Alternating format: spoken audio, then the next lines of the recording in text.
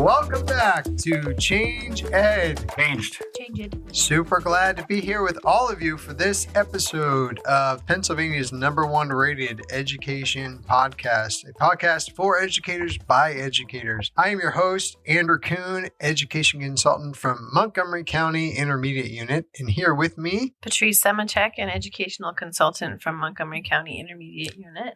And the man, the myth, the legend, Tony Marabito from Carbon Lehigh Intermediate Unit. And I would love, if Andrew would allow me to speak, to introduce our guest today, famous in the Lehigh Valley area, Mr. Tom Leeds from Catasauqua Middle School. Tom, welcome. Thank you so much, everybody. I'm so excited to be on. This is awesome. Thanks, Tom. Tom, great to have you on the podcast. Tony has been sharing all the work that you are part of, and you're very instrumental in the implementing of STEELS. He tells us that you're on a number of different teams that are helping to bring things together to empower educators. But we want to hear from you, not only all these great things that you're doing, but you're doing the work, right? All these things that we're talking about, the podcast, we're trying to let educators know all these things are happening. You're actually doing the work. So we'd love to hear from you, maybe just a little bit about where are you at in your educational journey, and then how is it going for you? What is happening with your STEELS implementation? What are some of the things that you're doing? So this is my third year teaching science in a middle school. These 3 years have been not only a transition for me, but across the whole entire state as well. And when I first started here, I don't want to besmirch some curriculum creators, but the one that we had when I first came here had the STEEL aligned, or not STEEL at the time, NGSS was the acronym at the time, had all the stickers all over it to make it look like it was real. And I started to really get into it, and immediately there were some problems. And so right now in Catasauqua, we are looking towards other options, curriculums and units that better align to STEELS and the skills that the kids will need to be successful in a STEELS classroom. So that's what we're doing right now. We are piloting some Open SciEd units. I did one last year and starting to spread. I got the our eighth grade team is starting theirs as well. And so far it's been very, very good. We noticed the difference between a curriculum that just has the NGSS sticker on it and one that is truly aligned to the spirit of STEELS and the skills and the content that all the kids need. STEELS, no sticker. Stamp. I'm looking for the word stamp. That's what stamp of approval. Yeah. Stamp. Yeah. There Stamp, we go. sticker. They're all the same. Yeah. How are you noticing the kids responding to the Open SciEd or the new? It doesn't have to be Open SciEd, but like the new standards and the shift in thinking. If you ask the kids, they wouldn't realize it, but I see it. They like it more because it puts them in a position, not a position of power, but they have much more say in what we're learning and talking about. And it's more active for them as opposed to me being up there, going through an outline of notes, looking at a textbook, maybe thinking about some ideas critically. The new way is flipped a little bit in that the kids are the really active participants in learning, which they always should have been. So one great thing that I've noticed is behaviors have gotten better because what I have one unit that we're using as we're piloting and transitioning to Open SciEd material. So I have the old curriculum that we use, and that unit, actual behaviors are worse, just the way that it's set up. And now that we are doing this newer unit, Open SciEd materials, it's easier. It's not like the content is easier. It's not that anything is dumbed down.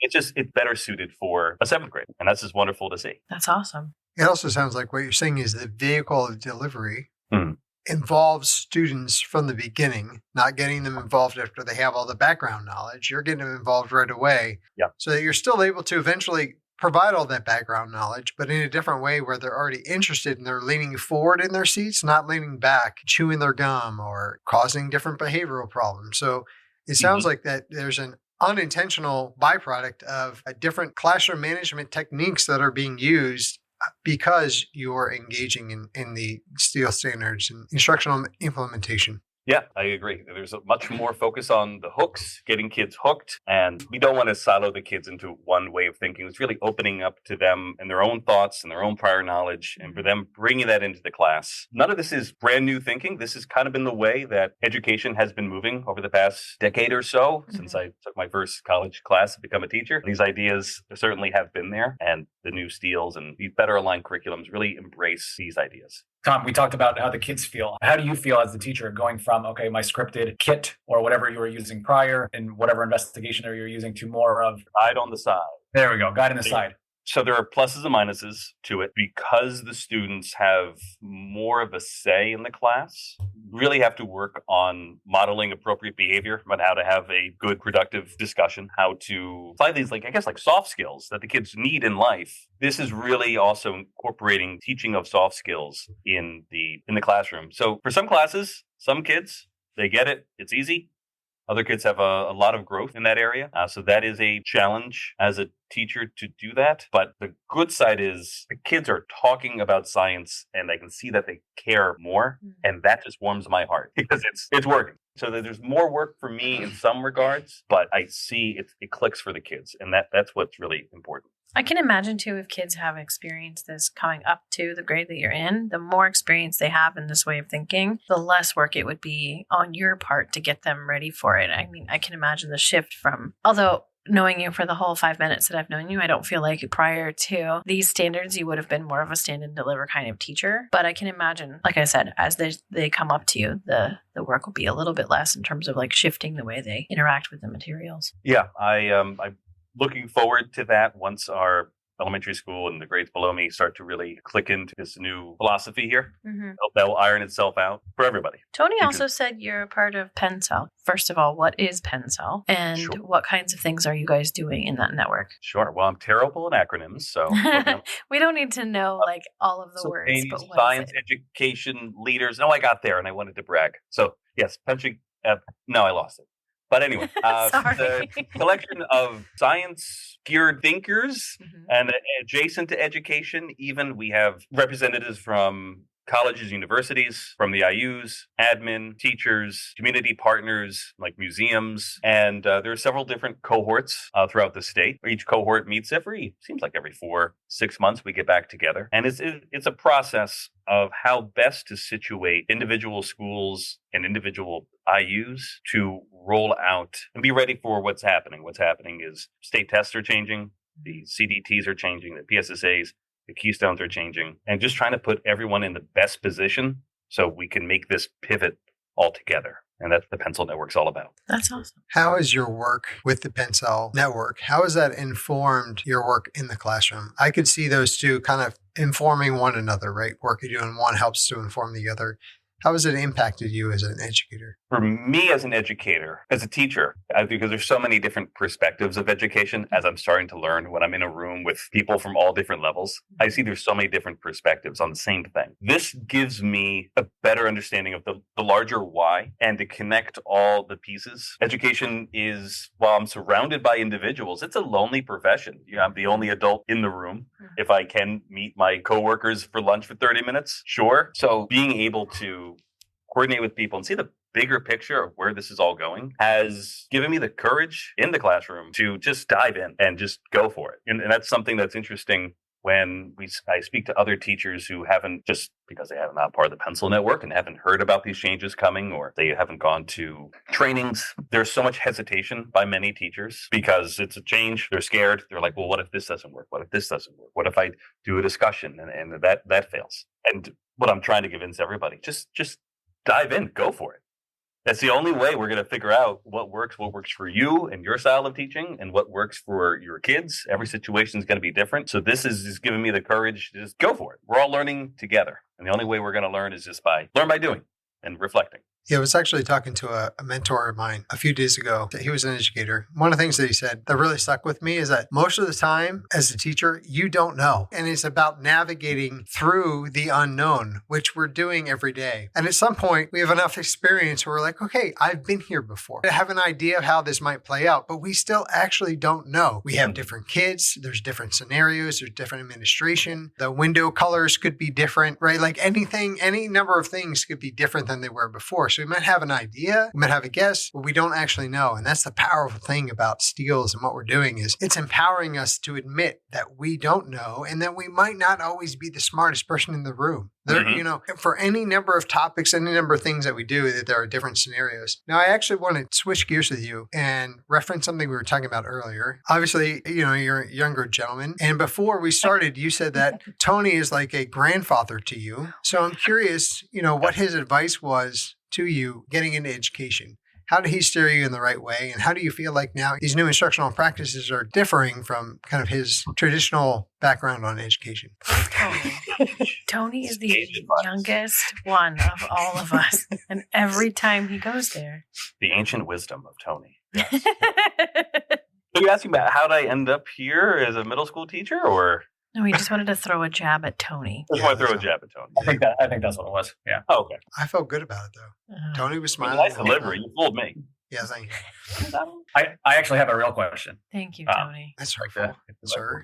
So there's a ton of teachers out there either just dipping their toe in this, brand new to this, or not even hopped into the steel standards yet because they're doing some other initiative from their school district. So if you had to give one piece of advice to a teacher that's just starting out, what would you tell them? And I would say just work on something small. It could be so tiny. The one thing, because I'm early in my transition too, the one thing that I did this year is I found posters of the cross-cutting concepts and science and engineering practices, and I put them up in my room. And I try to refer them as much as I can whenever something pops up. I'm like, just start making them like a talking point and encouraging the kids to make the connection. Oh, this thing that I'm doing is this actual defined skill that I can do in science, not only in science, but like in life, like computational thinking or identifying patterns. That has been very helpful for me because it also provides a little framework and just like a jumping off point. So finding ways to start putting steels or NGSS posters and ideas in your room and referencing them when they come up is, I think, a great place to start. I love that idea. And it's also like a nice reminder for yourself. Like,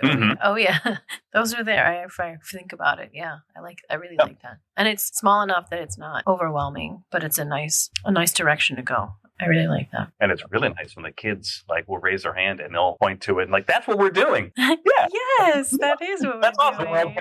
Actual connection. They're making the connection to an actual skill that they'll need, whether it's a soft skill or just critical thinking as they move through life, whether they do anything in science or not. These are all good things that we want functioning adults to have. That's the plan. Very true. Tom, I have to say that you represent the exact reason and fabric why we created this podcast, because you even had mentioned it yourself that, if people don't know about Penn Cell, like if they don't have that experience. And one of the things we found is that there are so many great people doing so many wonderful things and making such a big impact and difference all across Pennsylvania, but really all across the nation, even globally. But a lot of times we're so busy doing the work, we don't have time to talk to each other about it, right? Or like you said, I got 30 minutes to get my lunch, warm it up, have a quick conversation, and then get right back to it. So we wanted to create this podcast, keep it to 15-ish minutes. So it's easy to listen to, but we can start to share out this message and start to share out these inspiring and hopeful things, but also this great impact that we're having through steels and through all of the instructional implementation practices and how they're changing. So thank you so much for taking time to meet with us and share this so that we can share this out with the Change Ed Nation. Do you have any closing thoughts or inspiring things that you want to share with us as we wrap up? Oh man, you got me good. On the spot. An inspiring thing. I hate to be corny. People always say, remember your why. This job can be very stressful. We're being pulled in as a teacher, being pulled in a million directions, whether it's our students or admin or these changes from the state. And sometimes it gets very, very frustrating. But what was so nice is a week ago I got sick and I just had to stay home for a day. And I came back and the kids were like, we missed science and we miss you. And all that other stuff that's pulling me aside. That's just, remember your why. Remember why you're here with the kids. And even if a kid isn't showing appreciation towards you in their own way, they are. They just may not even know how to do it. They're not there yet. That's impressive to get middle schoolers to like you as a human. Yes, it's so, yeah. That's really impressive. Like they should make a little plaque for you because I don't know how often that happens. I do have I see your wall of art. That is very awesome. Kids can draw me in many different ways, depending how odd I can look. I like the anime one. That one's really cool. Yeah, that one, that's definitely not me, but I put it up anyway. Tom, usually on this podcast, I give the guest the second to last final thought. I actually change ed history first. I can't top what you just said. That's a really awesome, powerful moment as an educator. Remember your why, which is a big reason why we started this podcast as well, but also what you just said about the impact on students. Like this is why we do the work that we do. So thank you, sir, for all that you do. Thank you, Tony, for making this connection. Mm-hmm. You said that Tom was an all-star and you were right. And so on behalf of the entire Change Ed team, thank you for tuning in. Thank you, Tom, for giving us your time and being here. And Thank you for having me. we encourage you to get out there and find your ways to embrace your steals And subscribe. and subscribe. Again, I can't. Please keep subscribing, get a new account, and subscribe with that account. There's no Yes. reason why you can't have 2, 3, 4 accounts. You totally should. If you have a twin, tell your twin. If you're a triplet, tell everyone. Yeah. Thanks, See, Tom. here he is. He can't let anyone else have the last word. Did you hear that? Has to be the That's last not one. true. He was like, Tom, you had great last words, but I'm going to repeat it in my own way so I can end the podcast. It's called a dramatic retelling. It was dramatic, all right. And not just siloing them into one. That's for the editing you guys have to do. Thank you. You're welcome. Sa-la-la-la-la-la-la-la-ing. Oh, good. More singing. I love when he sings. I've got like 4 different songs from him. Sorry, Tom. Go Continue. ahead, sorry. You're right, siloing. Go. We don't want to silo the kids into one way of thinking. It's really opening up to them and their own thoughts and their own prior knowledge, and for them bringing that into the class